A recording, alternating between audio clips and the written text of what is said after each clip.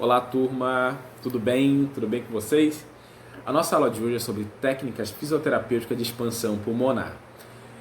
Nessa aula que nós vamos utilizar recursos, técnicas, dispositivos para tentar auxiliar ou colaborar com aquele paciente que você está percebendo que ele tem realmente evoluindo para hipoxemia, evoluindo por uma atelectasia, por uma hipoventilação alveolar, ele tem altas chances de infecção pulmonar. Então, é nessa aula que você vai utilizar essas técnicas e recursos para promover um auxílio para esse paciente. De cara, essa aula é necessário você retomar todas aquelas aulas de relação, ventilação, perfusão, anatomia, mecânica respiratória. Gente, aquela aula de mecânica é importantíssimo. Aquela aula onde fala de volumes e capacidades também, muito importante. Então, essas aulas que nós falamos anteriormente no começo do semestre, é muito importante a gente retomar ela agora para entender cada técnica. Mari, qual é o objetivo dessa técnica? O objetivo da técnica é promover prevenção e tratamento de complicações pulmonares. Ou seja, você tem aquele paciente em alto risco de infecção pulmonar, uma pneumonia, ele pode estar hipoventilando, ele pode ter uma hipoxemia. Então, aquele paciente que tem altas chances de ter uma complicação pulmonar, essas técnicas podem promover tanto tratamento como prevenção. Mari, qual é o ambiente? O ambiente ele é bem diverso, tá, gente? Você pode promover essas técnicas desde o domicílio até uma unidade de terapia intensiva. Então, qualquer lugar que esse paciente se encontre, você pode usar essa técnica ou esse grupo de técnicas para promover tanto a prevenção como o tratamento. Percebe? São dois grandes grupos aí de objetivos. Marli, quem são essas técnicas, esses recursos e dispositivos? Eu dividi em três grandes grupos. Essa aula também está baseada no Profísio e ela está dividida dessa forma também. Primeiramente, exercício respiratório. O que é o exercício respiratório? Onde você fala ao paciente, você orienta o paciente, você ensina ao paciente a realizar alguns exercícios com a intenção de promover expansão pulmonar. Então, toda a força é direcionada, ela é deixada, ela é levada, ela é colocada no sistema através do paciente. Não há nenhum recurso, não há nenhum dispositivo a auxiliar. Então, toda a força gerada por aquele paciente. Exercício respiratório com dispositivo. É a famosa espirometria de incentivo, é o famoso Respiron, o Valdine, aqueles exercícios incentivadores a fluxo, a volume. Então, é aqueles exercícios que você coloca um feedback visual para aquele paciente com bolinhas, com aquele êmbolo. Então, o que acontece? Esses dois grandes grupos de exercícios com dispositivos, eles promovem a expansão pulmonar através de uma força gerada pelo próprio paciente. E o terceiro grande grupo é os grupos de recursos com pressão positiva, o famoso EPAP, o CPAP, o Bilevel, o IPAP com RPPI. Então, esse grande grupo é o grupo de pressão positiva. Então, três grandes grupos: exercício respiratório, número 2, incentivadores a fluxo a volume, exercícios com incentivadores as famosas espirometria de incentivo, e o grupo 3 é o grupo de pressão positiva. Marlon, qual a tua opinião sobre esses recursos e técnicas? Não é minha opinião, então, tá, gente? Deixo bem claro que é baseado em evidências. Se for para promover, gente, tratamento e prevenção de complicações pulmonares, o único grupo que mostra realmente desfecho positivo é o grupo da pressão positiva. Sério, Marlon? Sério. Quando colocaram o paciente, por exemplo, com cirurgias torácicas, cardíacas, abdominais altas e compararam, por exemplo, o Respiron com o CPAP ou com o Bilevel, o que mostrou o melhor desfecho foi a pressão positiva, o Bilevel ou o CPAP. Quando compararam os exercícios respiratórios com a pressão positiva, mesma coisa, a pressão positiva mostrou melhor desfecho de mortalidade, melhor volume pós-alta, melhor desfecho pós-alta daquele paciente. Mas então tem essa discrepância mesmo entre eles quando se tratado de prevenção e tratamento de complicações pulmonares, sim. Basicamente é quase um Barcelona e Santos no final da Mundial. Lembra daquele jogo, né? O famoso 4-0 ali.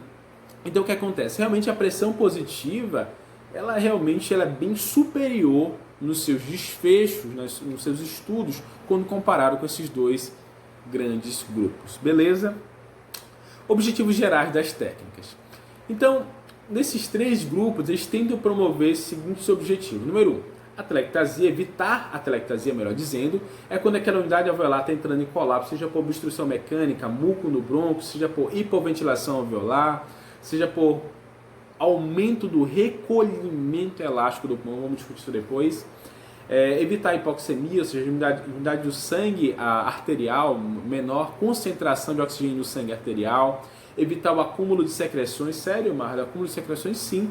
Você tem um pulmão bem expandido, bem aerado, é um pulmão que menos acumula secreção. Evitar a acidose respiratória, porque o bilévio, que é o principal deles, aumenta o volume corrente alveolar com o aumento do seu IPAP. Evitar a hipoventilação alveolar, nós falamos sobre isso já, discutimos aqui no item anterior. Evitar a taxa de infecção.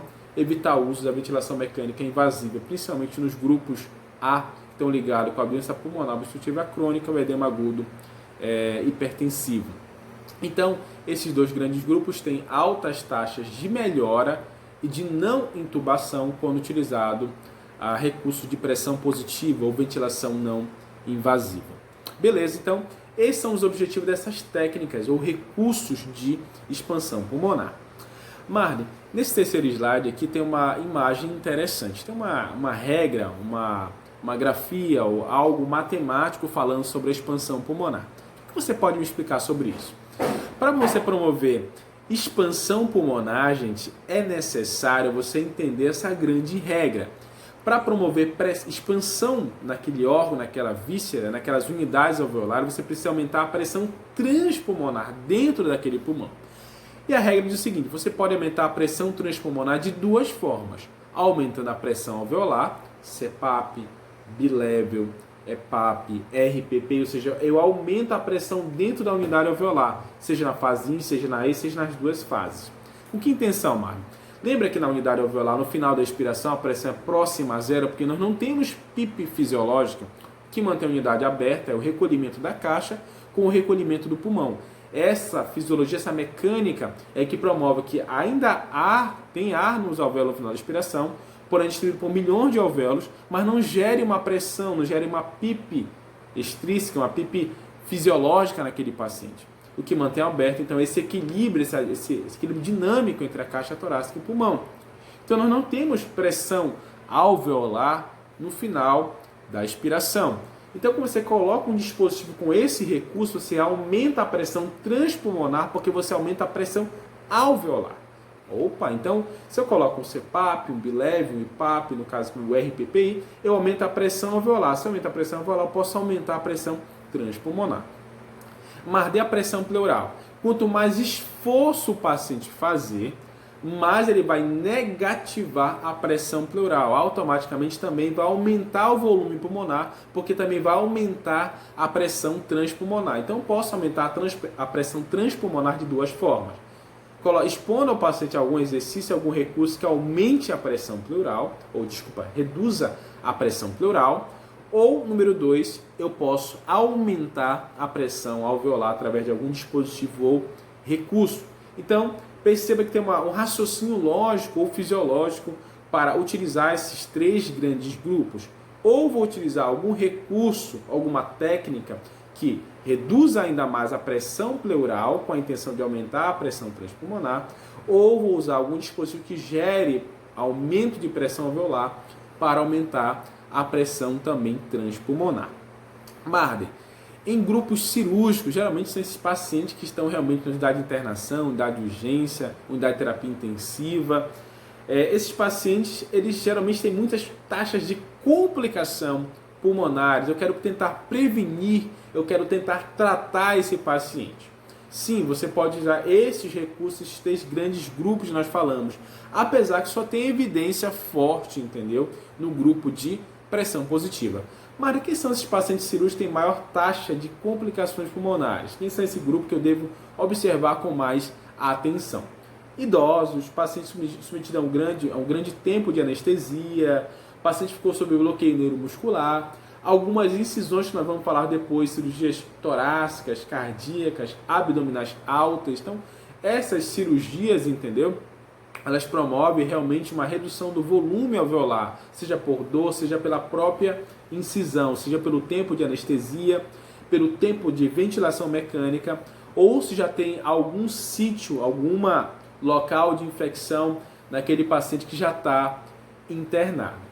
Então, o que acontece? Se eu percebo que esse paciente se enquadra nesse grupo aí, é idoso, ficou muito tempo sedado, muito tempo bloqueado, muito tempo em ventilação mecânica invasiva, é um paciente cirúrgico, ele tem altas chances de, com o passar dos dias naquela unidade, de ocorrer alguma complicação pulmonar. Então você pode tratar esse paciente ou prevenir que essa complicação aconteça. Beleza? Aí aqui tem um slidezinho mostrando as principais sessões cirúrgicas que geram complicações pulmonares. A esternotomia mediana, muito comum na cirurgia cardíaca. As subcostais e torácicas, muito comum nas cirurgias de lobectomia, decorticação, cirurgia de pleura. Então, muito comum nas cirurgias torácicas. As transabdominais e as cirurgias as laparotomias, muito comuns nas cirurgias abdominais altas. E também as cirurgias baixas também podem promover algum tipo de complicação pulmonar. Beleza? Então, perceber o paciente com esses tipos de incisões é um paciente com uma alta chance de complicar da parte pulmonar.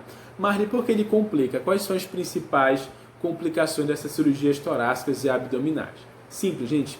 O paciente vai sentir dor, ficou muito tempo sedado, ele tem uma cirurgia que está naquele sítio do local do sistema pulmonar. Então, esse paciente, o que acontece com ele? Ele vai ter diminuição da capacidade residual funcional, ele tem diminuição da capacidade vital, diminuição do volume pulmonar, ele pode ter dor, ele vai ter atelectasia, ele vai ter menos mobilidade diafragmática, ele vai ter diminuição da ventilação alveolar, pode evoluir com hipoxemia e pode evoluir com infecção pulmonar ou pneumonia. Beleza? Mas cirurgia torácica, a mesma coisa que eu falei anteriormente, mas o paciente ainda pode evoluir com um tromboembolismo pulmonar, o edema pulmonar ou alguma complicação de baro ou volutrauma ali também, que pode acontecer também por alterações de pressões. Beleza, gente? Então, o que acontece? As complicações são muito semelhantes. Esse grupo de pacientes tem altas chances de complicação. Mas de paciente clínico, paciente não cirúrgico, qual o grupo realmente que chama a atenção que pode ter uma alta taxa de complicação? Mesma coisa, gente, aquele paciente já tem uma doença pulmonar prévia, uma doença cardíaca prévia, ou seja, o sistema cardiopulmonar já está comprometido. Paciente fraco, aquele paciente tem uma fraqueza muscular inspiratória medida através da PI máxima ou da PE máxima, o paciente tem uma tosse ruim, aquele paciente já está acamado mais de 48 horas, aquele paciente clínico, mas ficou sedado muito tempo, ficou em ventilação mecânica invasiva há muito tempo. É um paciente que quando você faz a dinamometria daquele paciente tem menos que 11 kg força, é um paciente muito fraco, um paciente que tosse mal, se movimenta mal, você coloca uma escala de funcionalidade e não tem capacidade de deambulação, tem pouco controle de tronco, então esse paciente vai ficar acamado, possivelmente ele tem realmente altas chances de complicações pulmonares. Então esse paciente que você vai utilizar esses recursos, técnicas e dispositivos com a intenção de prevenir ou, se estiver acometido, tratar aquele sistema pulmonar com técnicas de expansão pulmonar. Marley, tem um slide agora mostrando sobre o ciclo respiratório. É um pouco da mecânica, tá, gente? A gente não pode esquecer como funciona a respiração espontânea. Que é observando a respiração espontânea que eu vou colocar a técnica, o recurso, o dispositivo naquele paciente. Se meu paciente já respira muito mal, gente, já está com realmente uma mecânica respiratória muito ruim, eu creio que não tem lógica pedir para aquele paciente fazer exercício respiratório ou espirometria de incentivo, porque se o paciente já está com uma pressão pleural muito negativada, estou fazendo muito esforço e não está melhorando, não tem lógica pedir para ele fazer mais esforço ainda para tentar melhorar. Percebe que não tem um raciocínio lógico nisso. Então, o grupo de pacientes que se enquadram nesses exercícios e nesses dispositivos de espirometria de incentivo são outros que vão falar depois. E já esse paciente que eu acabei de falar agora, que está um pouco mais desconfortável, pode ser que ele se enquadre no grupo de pressão positiva, ou seja, eu vou auxiliar a pressão transpulmonar, não fazendo a negativação da pressão pleural, não pedir para ele fazer mais esforço, mas dando um auxílio, aumentando a pressão alveolar. Como funciona a respiração espontânea? Nós já discutimos sobre isso várias vezes. Nós temos um comando central, ponte bulbo, tem um sinal elétrico correndo por uma inervação. O músculo principal respiratório é o diafragma, e nós já falamos os outros nas outras aulas passadas. Ele contraindo, ele negativa a pressão pleural, que gera uma pressão negativa na unidade alveolar. A atmosfera é como se fosse neutra na nossa explicação agora atual. Com isso, o ar sai de fora para dentro, do mais para o menos, já que está negativo na unidade alveolar, a atmosfera é maior que a unidade alveolar, acontece a inspiração. Na expiração, aquele paciente agora está com a unidade alveolar cheia de ar, mais positiva, maior que a atmosfera, o ar acaba saindo. Beleza? Não esquecer disso daí. Lembrar também que a unidade alveolar permanece aberta na forma normal através do recolhimento elástico do pulmão e da unidade da caixa torácica e do pulmão. Lembrar que na inspiração há caixa torácica e pulmão insuflando. E na expiração, que é o recolhimento elástico, há a desinsuflação, o recolhimento da caixa e do pulmão. Só que isso acontece de forma harmoniosa. Se o recolhimento do pulmão for mais rápido que da caixa, acontece o colapso. Se o recolhimento da caixa for mais rápido que o do pulmão, acontece que a caixa empurra o pulmão e o pulmão não tem tempo de exalar todo o ar, causando aprisionamento aéreo ou pressão positiva no final da expiração, chamado de PIP intrínseca. Então, auto-PIP. Beleza? Então, não esquecer esse pequeno detalhe, tá bom? A gente vai tentar falar depois das técnicas. É necessário retomar aquela aula 1 lá da anatomia e quando falamos de respiração espontânea, do recolhimento elástico da caixa torácica e do pulmão, e falamos também como acontece a diferença de pressão entre pleura, alvéolo e atmosfera para acontecer a respiração espontânea. Marde, as técnicas de expansão pulmonar já falamos dos objetivos: aumentar o volume pulmonar, minimizar o impacto de atelectasias, tentar evitar infecções respiratórias. Basicamente, esse grande desfecho. Você pode incrementar volume aumentando a pressão alveolar ou diminuindo a pressão pleural. Esse próximo gráfico aqui, ele mostra algo interessante. Vamos lá. Antes de falar desse gráfico, a gente vai retomar aquela ideia matemática que falou o seguinte, que a pressão transpulmonar ela é a pressão alveolar menos a pressão pleural. Já que a pressão pleural é negativa, menos com menos vai meio que somar. Isso vai aumentar a pressão transpulmonar. Olha que gráfico interessante. Nós temos aqui dois pacientes, os dois conseguiram 500 ml de volume mais alto, volume corrente mais alto, 500 ml. Só que o primeiro paciente conseguiu isso através de quê? De uma pressão alveolar zero, ou seja, não tinha nenhum dispositivo de pressão alveolar, uma máscara, um CPAP, um BIPAP, um PEP, um Bilévia. E o paciente conseguiu isso através de uma negativação de pressão pleural. Percebe que a pressão pleural foi para menos 10. O que aconteceu com esse paciente? Ele fez o quê? Ele fez mais esforço e conseguiu fazer o quê? Aumento de volume. Então ele aumentou a pressão transpulmonar, fazendo mais negativação da pressão pleural. E no gráfico você percebe isso, que a respiração espontânea saiu de menos 5 para menos 10. O paciente negativou menos 5 de delta e conseguiu aumentar o volume pulmonar. Na figura B ao lado, o paciente também conseguiu os 15 ml de volume, ou seja, conseguiu o mesmo volume que o paciente anterior. Porém, a pressão pleural era zero, ou seja, quase ele não fez esforço, ou ele não fez esforço. E como ele conseguiu esse aumento de volume a partir da linha zero, Marlon? É através do aumento da pressão alveolar. Foi colocado algum dispositivo de pressão positiva nele, aumentando para 10 a pressão alveolar. Com isso, o volume corrente subiu e o paciente não precisou fazer esforço na fase inspiratória para garantir o 15 ml de volume. Olha que coisa interessante. Então você pode ganhar o volume daquele paciente através de um esforço, através da negativação da pressão pleural, ou através de um dispositivo de pressão alveolar que aumente a pressão alveolar. Beleza? Vou começar a falar, tá, gente, do primeiro grupo, da primeira classe lá que nós falamos, que foram os exercícios respiratórios, tá bom? Tem muita divergência, muito conflito através desse grande grupo, por conta dos desfechos. Eles falam que realmente que sabemos de evidência hoje que é para paciente realmente ter uma capacidade vital forçada muito boa, é para aquele paciente que não tem complicação, basicamente você manter aquele paciente com volume corrente, com volume inspirado dentro da normalidade. Ele não tem problema, eu quero manter aquele volume. Basicamente, o que nós sabemos é isso, tá bom? Mas que ela possa prevenir ou tratar complicações pulmonares realmente não tem nenhum estudo mostrando esse grande desfecho com o N realmente importante. Então vamos lá. Qual o objetivo dessa técnica? Restaurar o padrão respiratório, aumentar o volume corrente, diminuir a sensação de dispneia, reduzir a frequência respiratória, o trabalho respiratório, distribuir melhor a ventilação, expandir o tecido colapsado, melhorar a troca gasosa, melhorar o fluxo inspiratório e mobilizar secreções auxiliando a tosse. Então, realmente tem um leque de opções que esse grupo de exercícios pode promover. Mas quando colocado nos pacientes, tá, gente, adultos, nas meta-análises, nos grandes estudos, realmente para tentar prevenir ou tratar complicações pulmonares, os desfechos são muito pequenos quando comparados à pressão positiva ou outros dispositivos de auxílio.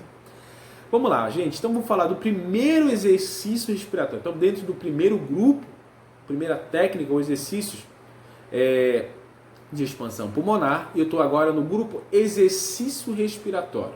Então, o primeiro deles é o freno labial.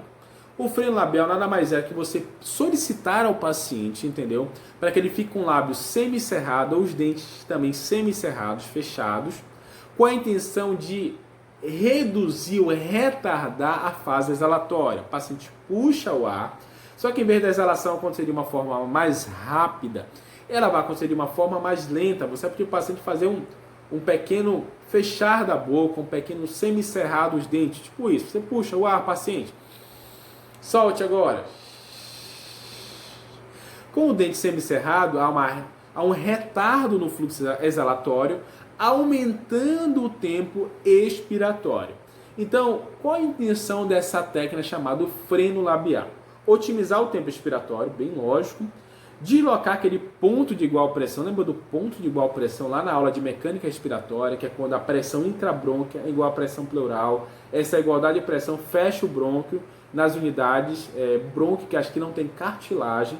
Então ele fala que com esse fluxo mais lento, mais com retardo, o fluxo consegue chegar na unidade onde tem mais cartilagem, deslocando esse ponto de igual pressão. Lembra aquele exemplo que eu dei dos garotos lá da Ásia que ficaram presos na gruta e colocaram um tubo com ar, e falei do ponto de igual pressão, que eu falei que a força externa da água acabava comprimindo o tubo e não deu muito certo? Beleza, esse é o ponto de igual pressão. Você esqueceu sobre o que é o ponto de igual pressão? Assista a aula de mecânica respiratória. Tá bom? Mas essa técnica do freno tem essa intenção. Reduzir a frequência respiratória, melhorando o retardo desse fluxo respiratório, e manter os brônquios abertos para facilitar a depuração de secreções. Beleza? Então parece muito bonito o que essa técnica consegue fazer. Como é que você consiste? Essas técnicas, gente, geralmente você vai pedir para o paciente ter uma respiração lenta, porém um pouco mais forte, e você vai pedir para esse paciente retardar o fluxo através dos lábios semi-fechados ou quase fechados, ou com os dentes semicerrados. Beleza? Esse é o exercício número 1, chamado freno labial. Esse exercício geralmente acompanha outras técnicas, geralmente não é utilizado de forma isolada. Ele é um acompanhar de uma outra técnica, nós vamos falar agora, ou subsequente. O exercício número 2, que você pode ensinar, orientar o seu paciente, é o exercício respiratório diafragmático. Esse exercício é mais para você regular ou corrigir o padrão respiratório. Lembra daquela aula de mecânica respiratória, onde o diafragma se desloca de forma vertical, empurrando as vísceras, aumentando o seu diâmetro ali crânio-caudal e aumentando o seu diâmetro também transversal? Pois é. Então, esse exercício respiratório tem essa intenção. Você vai ensinar o paciente, às vezes, utilizando uma mão no abdômen, uma mão sobre a parte diafragmática ou a parte mais baixa pulmonar, e vai pedir para ele inspirar e expirar de forma suave. Você vai tentar corrigir o padrão anárquico ou o padrão errado. Quando ele inspira, o tórax, em vez de elevar, acaba deprimindo. O abdômen também encolhe. Então, o que acontece? Você vai tentar corrigir aquele padrão respiratório, ensinando ao paciente que a expiração tem que ser lenta e suave, entendeu? Lembrar dessa palavra, lenta e suave. E você tem que perceber a caixa elevando e o abdômen também, já que as vísceras são empurradas na inspiração. E o movimento inverso na expiração. Beleza, gente? O que tem o X dessa questão desse exercício? Além de corrigir o padrão respiratório, ele tem que ser feita de uma expiração lenta, tá, gente? Na hora de fazer exercício diafragmático de uma forma acentuada, automaticamente vai aparecer esternocleido, vai aparecer outros músculos ajudando a expiração de forma forçada. Não é essa a intenção do exercício diafragmático. É corrigir um padrão, tentando trazer para o mais próximo do dito normal e corrigir essas atenuações do padrão respiratório. Beleza? Você coloca a mão sobre o abdômen do paciente, ou pede para ele colocar a mão sobre o abdômen dele, a segunda mão sobre a parte diafragmática, e você vai ensinar como deveria ser o movimento do abdômen, o movimento do diafragma. Tranquilo? Aí o comando você já sabe, pede o paciente inspirar e expirar de uma forma lenta e suave, como eu falei agora anteriormente. Vamos lá, próximo grupo, o próximo exercício, ou técnica que você pode utilizar para promover a expansão pulmonar. Dentro do grupo exercício respiratório, é o famoso suspiros inspiratórios. Nesse, você vai ter que lembrar da aula de volumes e capacidade. Você tem que chegar na capacidade pulmonar total. Para isso, você tem que chegar no volume de reserva inspiratória. Então, você vai ensinar, orientar o paciente que ele faça sucessivas inspirações para chegar até no máximo onde ele não consegue mais colocar ar para dentro dos pulmões. Então, olha como diz aqui, consiste a técnica. Consiste em respirações nasais breves, sucessivas e rápidas, até atingir a capacidade pulmonar total. Pode ser associada com o estímulo manual, se eu colocar a mão sobre o abdômen ou a parte diafragmática. Qual é o objetivo dessa técnica? Aumentar o tempo expiratório, distribuir melhor a ventilação, aumentar o volume corrente. Como você vai dar o comando para o paciente? Leia comigo. O paciente sempre tem que estar bem posicionado, ou sentado, ou com decúbito dorsal elevado. Coloca a mão na parte basal do pulmão, parte do diafragma. Solicita uma inspiração nasal breve, sucessiva e rápida até a capacidade pulmonar total. O paciente vai inspirando de forma nasal breve, mas rápida, com a intenção de chegar na capacidade pulmonar total. Isso é o famoso suspiro inspiratório, ou seja, lembre da palavra. A diferença para a próxima técnica é que ela é rápida, ou seja, o paciente puxa o ar de formas sucessivas e rápidas. Quase não há pausa entre esses soluços inspiratórios. Beleza? E depois, para ele exalar o ar. Ele pode exalar o ar de forma leve e também completa e prolongada até realmente a capacidade nasal funcional, ou ele pode utilizar a técnica de freno labial. Quantas vezes? De 1 a 3 vezes essas repetições, tá bom? E gera uma pausa também entre as séries. Então falamos de 3 tipos de exercício. O freno, o exercício corretor, aquele é o exercício diafragmático, e agora os soluços inspiratórios. Beleza? Exercício de inspiração máxima. Esse exercício parece que cria uma confusão com o exercício anterior dos soluços. Qual a diferença deles, já que os dois chegam na capacidade pulmonar total? O de soluço, você inspira de forma rápida e sucessivas até onde você não consegue mais colocar ar para dentro dos pulmões. No exercício de inspiração máxima é um pouquinho diferente. Perceba que o texto diz o seguinte: pode ter o estímulo manual, aquela mão na parte basal do pulmão, na parte diafragmática. O paciente faz uma inspiração e expira um pequeno volume. Inspira de novo e expira um médio volume. Expira agora até a capacidade pulmonar total e solta o ar de uma forma breve e prolongada. Então, ele tem uns steps, uns pequenos degraus interiores nesse exercício, onde você começa com um volume pequeno, depois passa para o volume médio, até o volume da capacidade pulmonar total. Beleza? Então, também são sucessivos, são pequenos degraus na condição do exercício, porém, tem a diferença do volume, que ele é mínimo, médio e depois máximo, tá bom? Aumenta também o tempo expiratório, distribui melhor a ventilação, aumenta o volume corrente. O comando é aquele, né? O paciente tem que estar sentado, com o decúbito dorsal elevado, ele pode colocar uma das mãos sobre a posição ou o momento diafragmático, vai fazer uma inspiração com volume mínimo, e faz uma inspiração, solta o volume de uma forma breve, depois inspira um volume médio, solta também de uma forma breve, e aí leva a inspiração até a capacidade pulmonar total e expira de forma breve e prolongada até a capacidade residual funcionar. Pode repetir de 6 a 10 repetições, também dando pausas. Tá? Muito cuidado, que pode gerar uma fadiga nesse exercício, já que não são esses steps podem ser um pouquinho mais prolongado o tempo de cada série, desse exercício, tá bom? Exercício respiratório com respiração abreviada. Esse exercício, gente, ele é bem parecido aqui com o exercício anterior. O que acontece aqui na diferença dos dois é o seguinte, vamos lá. Essa técnica é utilizada através de uma sequência onde é incrementado o volume corrente na fase expiratória, deixando uma breve expiração. O paciente faz um volume pequeno, uma expiração curta, uma expiração no volume médio e uma expiração breve. Gente, me desculpa, eu acabei mudando aqui o nome do exercício. Esse que eu falei anteriormente é o exercício respiratório com respiração abreviada, ou seja, você inspira o volume pequeno e solta a expiração, inspira o volume médio e solta a expiração e leva até a capacidade pulmonar total e depois faz uma expiração prolongada. Esse exercício é o com respiração abreviada. O exercício anterior, que é da expiração máxima, você coloca o estímulo manual, faz uma inspiração máxima e profunda até a capacidade pulmonar total e faz uma inspiração com pequeno volume, sobe de novo até a capacidade pulmonar total, faz outra inspiração breve, sobe até a capacidade pulmonar total e faz uma inspiração prolongada. Então, esse exercício é um pouquinho diferente, desculpa, a expiração máxima você sempre está levando a CPT do paciente, expira um pouquinho, leva de novo a CPT, expira um pouquinho, leva até a CPT e expira por completo. Então, esse exercício de expiração máxima que leva sempre até a CPT, capacidade pulmonar total, expira de forma mais abreviada, depois expira de forma breve, porém prolongada.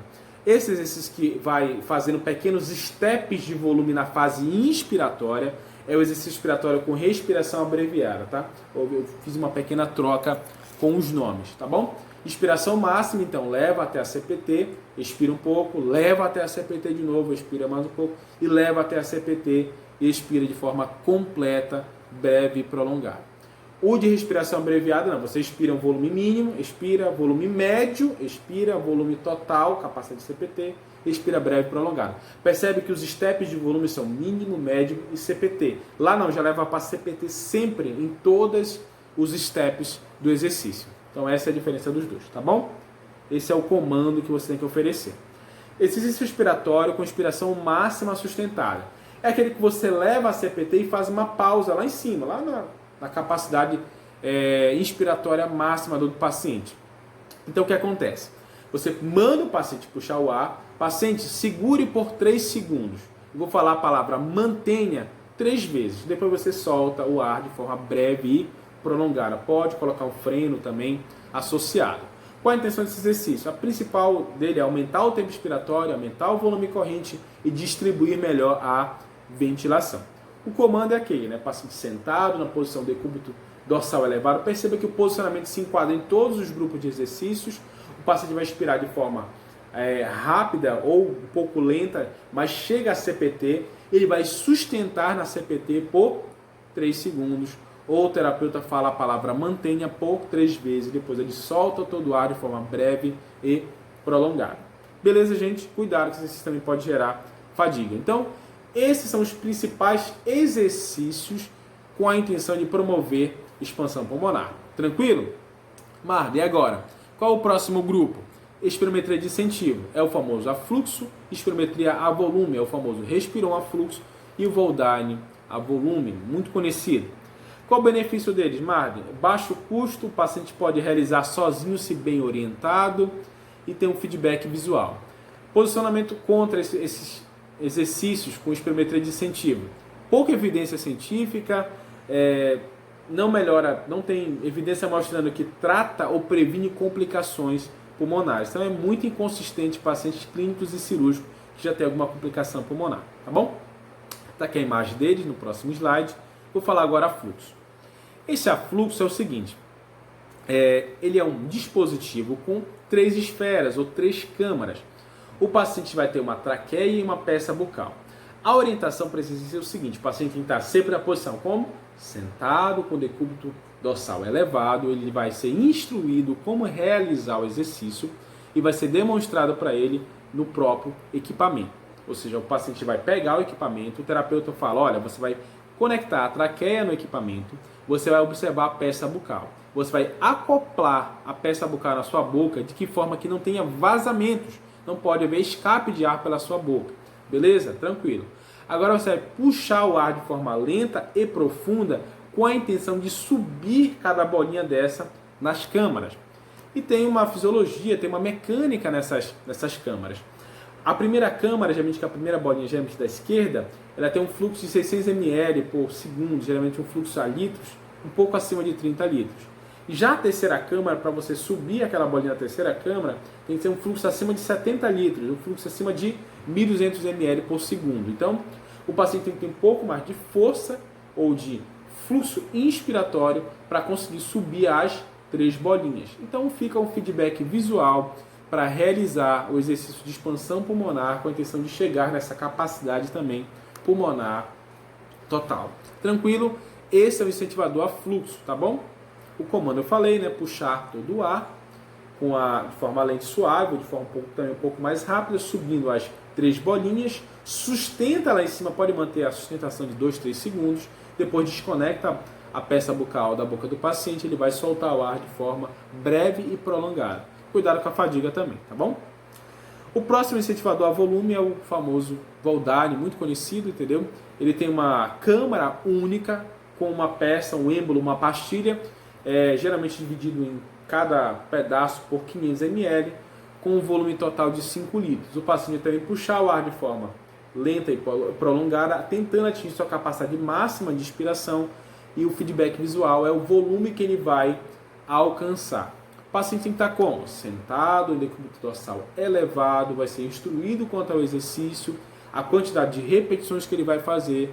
Ele deve colocar a peça bucal na boca de forma que promova que não tenha vazamentos e vai puxar o ar de forma forte, lenta, mas alcançando o máximo, observando o feedback visual do incentivador a volume. Depois desconecta o bucal da boca do paciente, ele vai expirar de forma breve e prolongada até a CRF. Cuidado com a fadiga também, tá bom? Marde, agora você complicou minha cabeça. Foi tantos exercícios, 4 ou 5 exercícios, e agora você falou também do incentivador a volume e a fluxo. Nesses 2 grandes grupos, comparado agora ao próximo, você vai falar que é a pressão positiva. Como é que eu sei que esse paciente se enquadra nesse grupo de pressão pleural, né, que é o exercício e o incentivador, ou esse paciente se enquadra no grupo de pressão positiva? Tem um trabalho do Palmeira de 2015 bem interessante, que ele fala o seguinte: se o paciente não tem uma capacidade vital forçada, preservada ou boa, esse paciente não pode se enquadrar nos exercícios e nem no incentivador. Por quê? Se ele não consegue colocar muito ar para dentro do pulmão, como você vai conseguir fazer isso negativando mais a pressão pleural desse paciente? Beleza? Então, se eu tenho um paciente com uma capacidade vital forçada, preservada, aquele paciente consegue colocar muito ar para dentro do pulmão, não está desconfortável, os exercícios podem promover a manutenção do volume. Basicamente isso. O que ele já tem ali, ele vai manter. Se o paciente tem uma capacidade vital forçada reduzida, aquele paciente não consegue colocar muito ar para dentro do pulmão, aquele paciente tem um volume corrente já muito baixo, está cansado, esse paciente possivelmente ele se enquadra no grupo de pressão positiva. Ele colocou um corte aqui, ó, 20 ml por quilograma. O que é isso? Eu tenho um paciente de 60 quilos. 60 vezes 20, esse paciente tem que colocar para dentro de capacidade vital forçada no mínimo de 1.200 ml. Se esse paciente não consegue colocar tudo isso para dentro dos pulmões, ele se enquadra no grupo de pressão positiva. Se ele consegue fazer mais do que isso, ele pode tentar os grupos de exercícios respiratórios ou o grupo de incentivadores de espirometria de incentivo. Beleza? Então isso pode ajudar você no futuro para triar o paciente qual técnica, qual recurso ou dispositivo escolher na tentativa de promover expansão pulmonar ou prevenir e tratar complicações. Já que eu gosto, eu falei que a ideia, pelas evidências, sempre há pressão positiva. Marli, se tu não usa o incentivador e não usa exercícios no grupo que tem capacidade vital forçada preservada, o que tu usa então?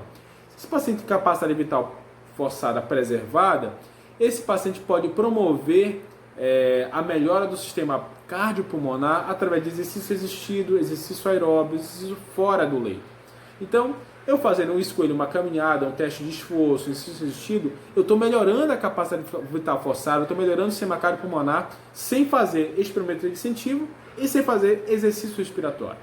Se tem um paciente com uma capacidade vital forçada reduzida, eu também promovo exercício para ele, exercício resistido, exercício aeróbico para aquele paciente, porém eu posso lançar mão de uma pressão positiva para tentar melhorar a capacidade vital forçada, melhorar a expansão pulmonar daquele paciente, para melhorar a terapia cardiopulmonar com exercício aeróbico.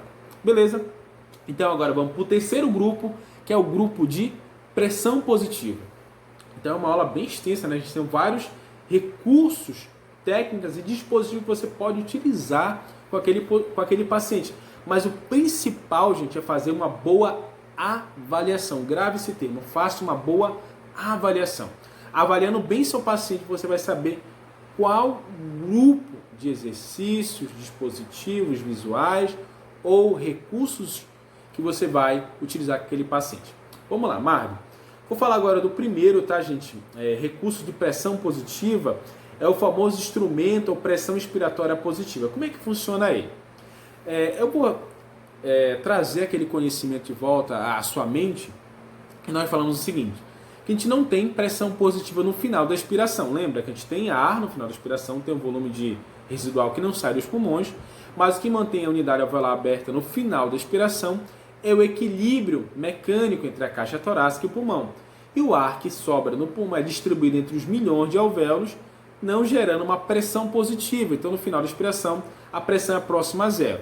Se houvesse pressão positiva, gente, tivesse PIP fisiológica na nossa mecânica, no final da expiração, seria muito difícil o ar sair da atmosfera para dentro do alvéolo. Pensa comigo, como é que o ar sairia do mais, da atmosfera, para o menos, se já tem ar dentro do alvéolo, né? Ia ser uma competição meio que não tem muita lógica, não é verdade? Então, eu começo a utilizar pressão positiva naquele meu paciente quando eu percebo que ele não tem o volume pulmonar adequado, quando tem uma alteração nesse equilíbrio mecânico entre a caixa torácica e o pulmão. Um exemplo, o paciente está fazendo um edema agudo cardiogênico. A pressão capilar pulmonar está aumentada, aquele fluido no capilar invadiu o interstício e inundou o alvéolo. Inundando o alvéolo, o que acontece com aquele paciente?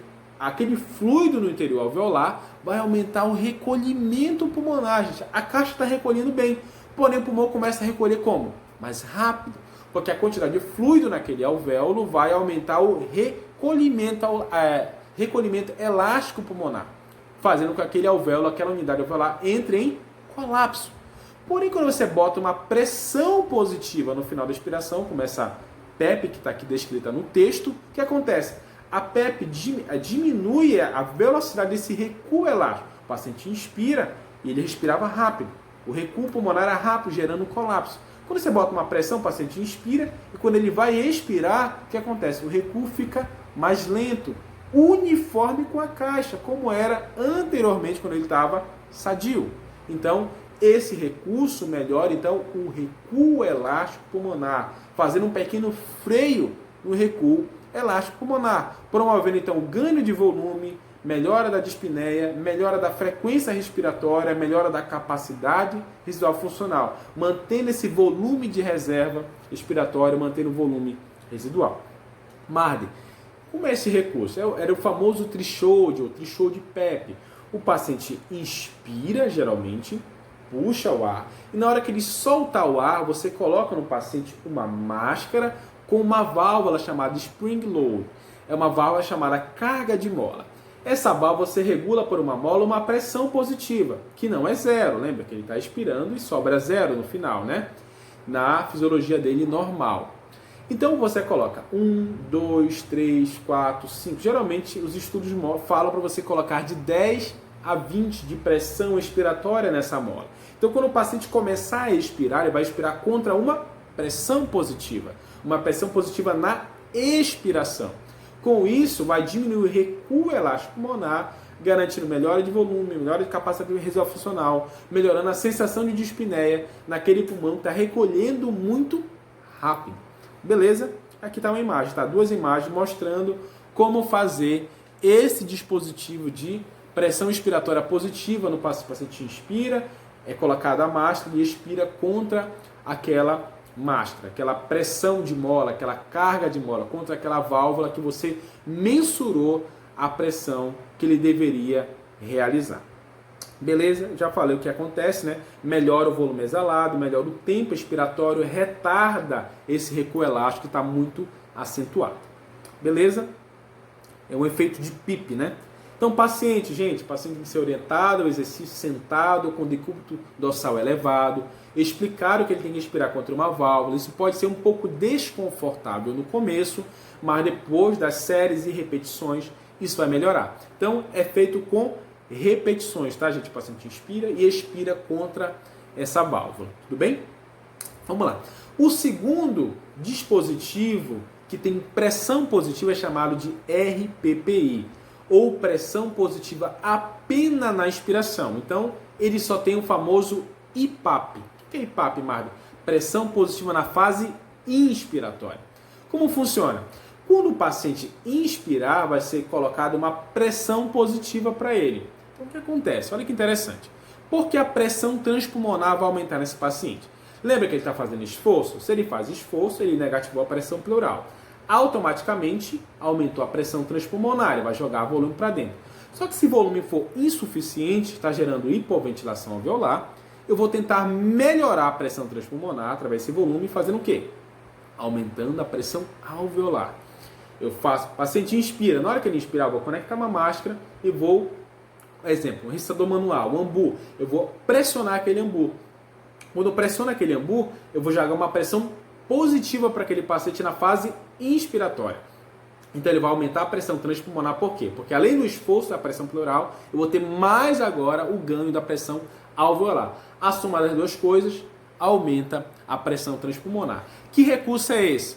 RPPI. É feito em séries, tá, gente? Ele também é feito em repetições, parecido com a PEP lá, o dispositivo anterior. Ele pode ser feito com ambu, com a máscara do ambu, conecta a máscara do ambu, ensina o paciente sentado, o decúbito dorsal elevado, explica que vai colocar uma pressão positiva na fase inspiratória. Marley, pode ser feito no ventilador mecânico? Pode. Aí tem que estar sincronizado o ventilador mecânico com o paciente. Ele tem que inspirar só na fase inspiratória. Como é que eu faço no ventilador mecânico? Geralmente eles colocam no modo PSV, que é o modo que tem pressão ins e pressão ex. Porém, a pressão aí você zera a PIP, a pressão inspiratória, ficando apenas a pressão inspiratória.